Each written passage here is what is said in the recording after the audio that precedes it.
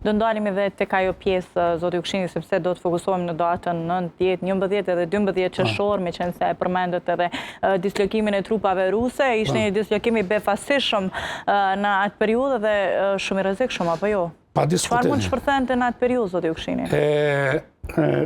Pyetja është jashtëzakonisht e mirë dhe thot një moment kur diskutojnë Amerikanët dhe rusët në Moskë, thot rastin e krahasojnë me krizën e Kubës, kohën e luftës së ftohtë, mes Kennedyt dhe Hrushčovit kur ka qenë.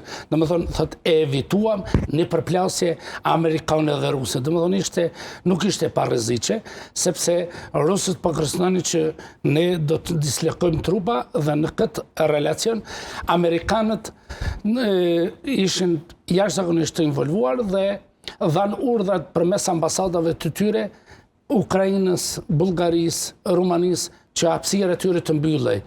Dhe vjen ndërkohë një lajm i pa konfirmuar që avionet ushtarak Rusja ngrit dhe në Amerikë në atë moment diskutohet që ndoshta edhe duhet goditën avionet ushtarak të Rusisë. Domethënë ne nuk kishim informacione çfarë po ndodhte, po në prapasken po luhej një lojë e madhe.